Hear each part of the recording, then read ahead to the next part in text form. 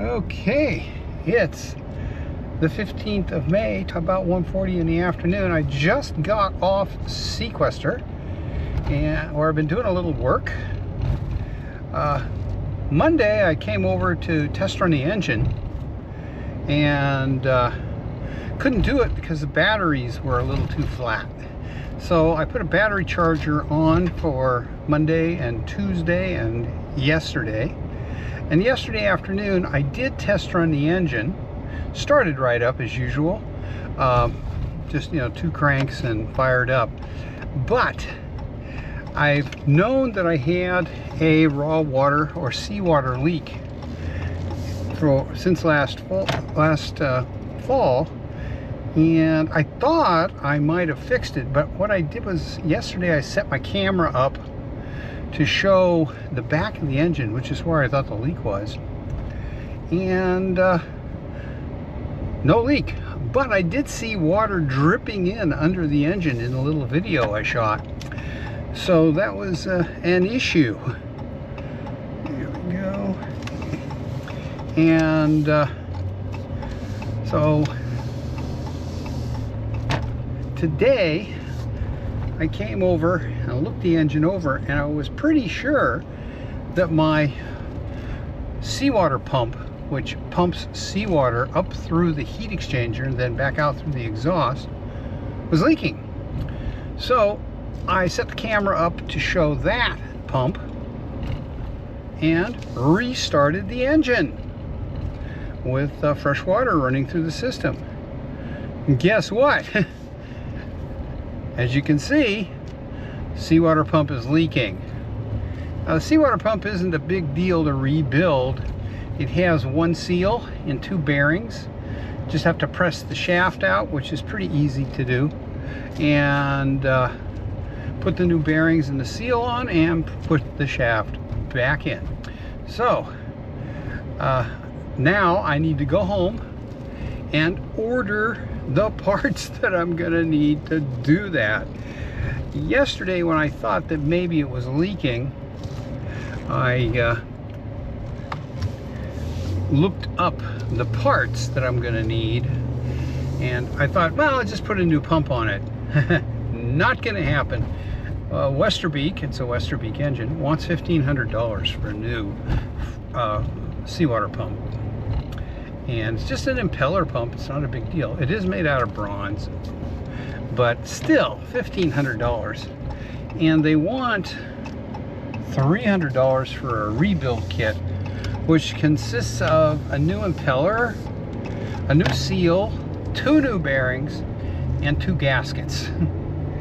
And I looked up the parts individually, and even at Westerbeek's exorbitant prices, they only come to $170.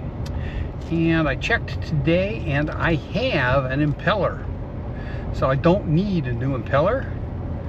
And so I'm looking at about $120 for the parts, which isn't that bad. I think I paid $90 about 25 years ago, the last time I rebuilt that pump for a rebuild kit.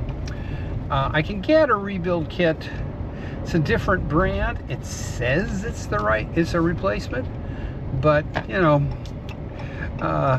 online, actually from Amazon, for $83. But I'm willing to spend the extra $37 to order the actual Westerbeek parts, because then I know they will be right. The only thing I need to do, though, is call Westerbeek, and they list the parts on their website, but that does not mean they have them in stock.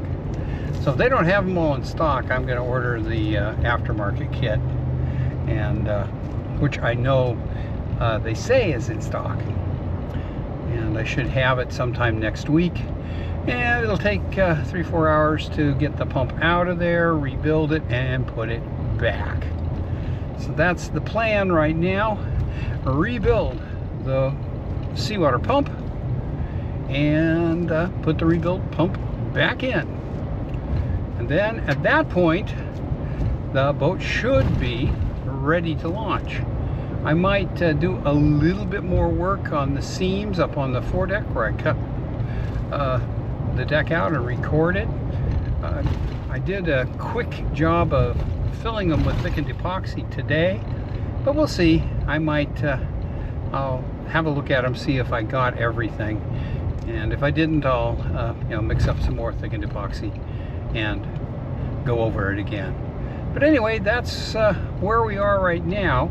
As soon as we get this seawater pump fixed, which should happen end of next week, beginning of the week after, the boat will be pretty much ready to go in the water. So that's where we are right now, and hopefully by the end of the month or early June, Seaquester will be in the water for the 2025 season. Well, it's May 16th, about 2:30. I just came over to the boat, finished epoxying up the seams on the foredeck until I ran out of hardener. I have to buy another quart of hardener. I have about a foot of seam to go, but I'm completely out. So anyway, after that I went below and I took that baby out. That is the raw water pump. It's a very simple little pump. There's a rubber impeller under here, and that's about it.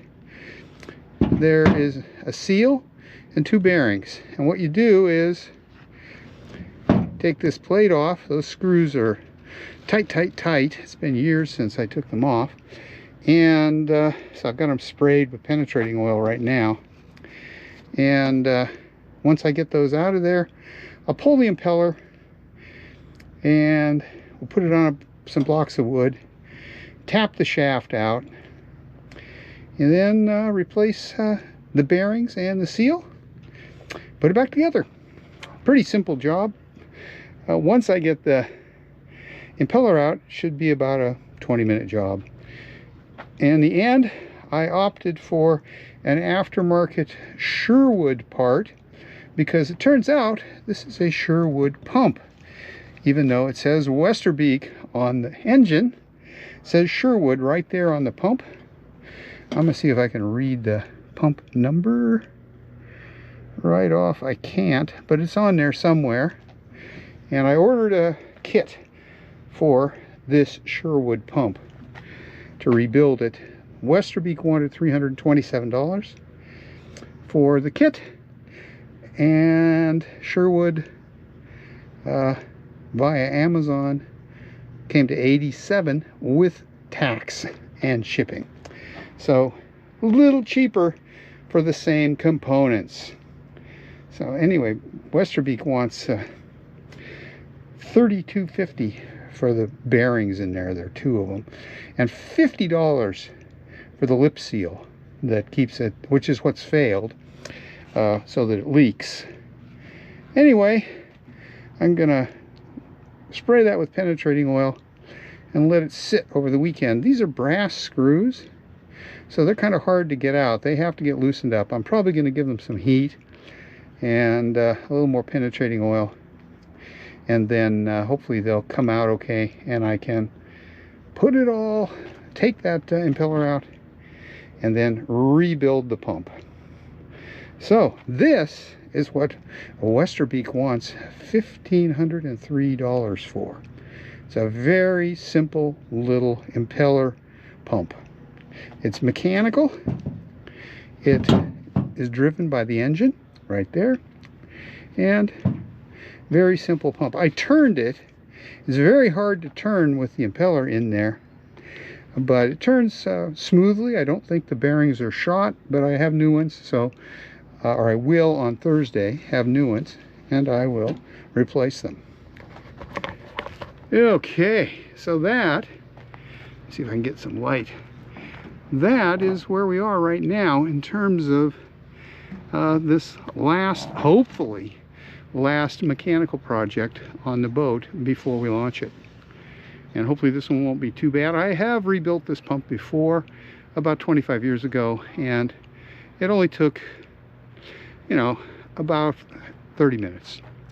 So I think the hardest part is going to be getting those brass screws out so I can get that plate off and pull the impeller out. And I'm probably going to replace them with Allen head screws, which are much easier to get out without stripping out the screw slots.